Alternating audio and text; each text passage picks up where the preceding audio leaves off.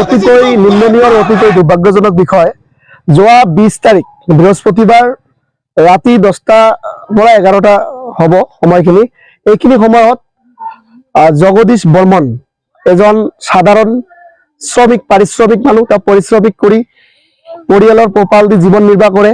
তেওঁ এজন দুখীয়া মানুহ আৰু তেওঁৱে বিয়া এখন খাই চাৰিআলিৰ পৰা গোলকগঞ্জলৈকে যিটো আমাৰ ৰাস্তা আছে, এই ৰাস্তাৰে গৈ থকা অৱস্থাত আমতলা নামৰ এটা জাগা আছে, এইখিনি এৰিয়াতে তাক কিছুমান সন্দেহজনক নাগৰিকে বা জেহাদী টাইপৰ মানুহে তাক আক্ৰমণ কৰে আৰু আক্ৰমণ কৰি লৈ ছফিউদ্দিন নামৰ যিটো মানে একুষ্ট আছে আছামী, যিজন ইতিমধ্যে এজাহাৰত নাম দি আছে, এই ছফিউদ্দিনৰ ঘৰত তাক হাত আৰু ভৰিত সুন্দৰ মানে ৰছীৰে তাক বান্ধি চোতালত বিভিন্ন ধৰণে শৰীৰত ফিজিকেলি এছাল্ট কৰে, বিভিন্ন ধৰণৰ চোকাস্ত্ৰৰে ৰডেৰে বিভিন্ন শৰীৰৰ বিভিন্ন জাগাত আক্ৰমণ কৰে। তাৰ পিছত আমি জানিব পাৰিছো যে বিশেষ সূত্ৰে মতে যে তেওঁক যেতিয়া এই চোতালৰ পৰা যেতিয়া বাহিৰলৈ ওলাই আনে, ৰাস্তাত আনি ইটাৰে তাৰ বুকুত বিভিন্ন ধৰণে খুপিয়াই তাক মানে বিভিন্ন ধৰণে আজি হত্যা কৰে। আজি ইতিমধ্যে মানুহজন মানে মৃত্যু হৈছে। এই মানুহজনক যেতিয়া পুলিচে খবৰ পায়, গোলকগঞ্জ পুলিচে খবৰ পায়, তাৰ পৰা আমাৰ আদিপ কুমাৰ আছে, আদিপ কুমাৰ ডাঙৰীয়াই তেওঁ এই লৈ গৈ গোলকগঞ্জ প্ৰাইমাৰী হস্পিটেলত ভৰ্তি কৰে, তাৰ পৰা ধুবুৰীলৈ প্ৰেৰণ কৰে আৰু পৰৱৰ্তী সময়ত গুৱাহাটী GMCHলৈকে ভৰ্তি কৰা হয়, এডমিটেড কৰা হয়। তাৰপিছত আজি ৰাতিপুৱাৰ ভাগত এই মানুহজনৰ মৃত্যুবৰণ কৰে GMCHত। গতিকে অতিকৈ দুৰ্ভাগ্যজনক বিষয় যে ধুবুৰী জিলাতে বাৰে বাৰে কিয় কোচ-ৰাজবংশী, ভূমিপুত্ৰ কোচ-ৰাজবংশীসকলৰ ওপৰত এনেদৰে অত্যাচাৰ, নিপীড়িত, মানে নিৰ্যাতন কিয় বাৰে বাৰে হৈছে। আজি অসমত বিজেপি চৰকাৰ আছে, মুখ্যমন্ত্ৰী ডাঙৰীয়াই আমি জানো যে এজন কঠোৰ পৰিশ্ৰমিক মুখ্যমন্ত্ৰী হয়। অসমত বিভিন্ন ধৰণে কঠোৰ হাতেৰে বিভিন্ন দোষীক, বিভিন্ন জেহাদীক আজি কঠোৰ হাতেৰে দমন কৰিবলৈ ধৰিছে। কিন্তু ধুবুৰীত কিয় বাৰে বাৰে আজি কোচ-ৰাজবংশী চিলাৰায়ৰ এখন দেশ, আজি চিলাৰায়ৰ দেশত কোচ-ৰাজবংশী ভূমিপুত্ৰই কিন্তু আজি নিৰ্যাতিত হ'ব লগা হৈছে, আজি হত্যা হ'ব লগা হৈছে, আজি আমাৰ ভাই ভনীক বিভিন্ন ধৰণে টাৰ্গেট কৰি লোৱা হৈছে। আচলতে এনেকুৱা ধৰণৰ জেহাদী টাইপৰ মানুহ, যিসকলক সন্দেহজনক বাংলাদেশী বুলি ক'ব লাগিব, সন্দেহজনক নাগৰিক বুলি ক'ব লাগিব, তেওঁলোকে আজি কিন্তু এই আক্ৰমণ কৰাৰ ফলত আজি এই সাধাৰণ শ্ৰেণীৰ এজন কোচ-ৰাজবংশী ভূমিপুত্ৰ আজি জগদীশ বৰ্মনৰ নিচিনা মানুহে কিন্তু আজি হত্যা হৈছে। গতিকে এনেকুৱা হত্যা লীলা কি ধুবুৰীত চলি থাকিব নেকি?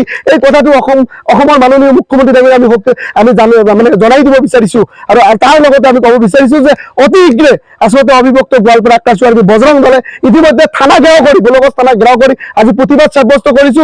আৰু তাৰ লগতে জনাই দিব বিচাৰিছো যে ইতিমধ্যে গোলকগঞ্জ আৰক্ষী থানাই বা ধুবুৰী জিলা প্ৰশাসনে ইতিমধ্যে দুজনক কৰায়ত্ব কৰিছে। কিন্তু আমি এই দুজনে নহয়, 20ৰ পৰা 25জন ব্যক্তিয়ে কিন্তু আজি আক্ৰমণ কৰিছে। আজি কি কাৰণত আক্ৰমণ কৰিছে? এজন সাধাৰণ শ্ৰেণীৰ মানুহ, তেওঁ মদ ভাং একো নাখায়, তেওঁৰ কোনো পাষ্টত তেওঁৰ কোনো ধৰণৰ বেড কেৰেক্টাৰ নাই, বেড কোনো ৰিপৰ্ট নাই, কিন্তু আজি কিয় তাক মানে আক্ৰমণ কৰা হ'ল? এয়া অতিকৈ ইণ্টেনশ্যনেলি কৰিছে। আৰু আমাৰ মানুহবিলাকক কোচ-ৰাজবংশী মানুহক কিয় বাৰে বাৰে টাৰ্গেট কৰা হৈছে বা তেওঁলোকে কিয় আমাক টাৰ্গেট কৰিছে? এয়া অতিকৈ কিন্তু এটা গুৰুত্বপূৰ্ণ প্ৰশ্ন আমাৰ মাজত উদয় হৈছে। গতিকে এনেকুৱাই নহয়, আপোনালোকে দেখিছে বিগত দিনত নালিয়াই হওক, চাৰিআলিৰ বিভিন্ন ধৰণে আমাৰ মানুহখিনিকে টাৰ্গেট কৰি লোৱা হৈছে। গতিকে ধুবুৰী জিলা প্ৰশাসনে বিভিন্ন ধৰণে আমাক সঁহাৰি জনাইছে, আমি শলাগ লৈছো।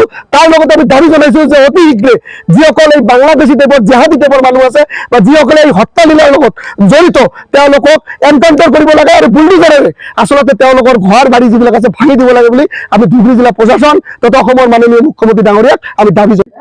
দুখ আৰু পৰিতাপৰ বিষয়, যোৱা 20 তাৰিখ বৃহস্পতিবাৰ নিশা কিছু সন্দেহজনক বাংলাদেশী মিয়াই আমাৰ এজন হিন্দু ভাইক হানিকুচি জেহাদী যেনেকৈ মাৰে হানিকুচি হত্যা কৰিলে। তো এই ক্ষেত্ৰত আমি ৰাষ্ট্ৰীয় বজৰং দল আৰু UG আক্ৰাসুৱে তীব্ৰ ভাষাৰে গৰিহণা দিছো। কাৰণ খালি এই ঘটনাটো কেন্দ্ৰ কৰিয়ে নহয়, যোৱা বিগত সময়ত আমি বা আপোনালোকে হয়তো জ্ঞাত বিভিন্ন ধৰণৰ ঘটনা এইখন ধুবুৰী জিলাত সংঘটিত হৈছে। কিন্তু এনেকুৱা ঘটনা যদি বাৰম্বাৰ যদি হৈ থাকে, তেনেহ'লে আমি দেখোঁ এই দেশত নাগৰিক হিচাপে সুৰক্ষিত নহয়। আৰু য'ত নেকি 80%ৰো অধিক সমগ্ৰ ভাৰতবৰ্ষত হিন্দুৰ জনসংখ্যা বেছি, তাৰ সত্ত্বেও হিন্দু নিৰ্যাতিত, হত্যা এইবিলাক ঘটনা সংঘটিত হৈ আছে। গতিকে মাননীয় মুখ্যমন্ত্ৰী মহোদয়ক অনুৰোধ কৰোঁ যে আমি কি হিন্দু হিচাপে কি এনেকুৱা লাঞ্ছিত বঞ্চিত হৈ থাকিম বা হত্যা হৈ থাকিম নে? আপুনি এই ধুবুৰী জিলাৰ হিন্দুসকলক সুৰক্ষা দিব বিচৰা নাই? যদি বিচৰা নাই, তেনেহ'লে আপুনি নিষ্পষ্ট কৰক, আৰু যদি বিচাৰে হিন্দুসকলক সুৰক্ষিত কৰাৰ কাৰণে তেনেহলে আপুনি যিসকল হত্যাকাৰী এই ঘটনাটোৰ লগত জড়িত হৈ আছে তেওঁলোকক এনকাউণ্টাৰ কৰি প্ৰমাণ দেখুৱাই দিয়ক।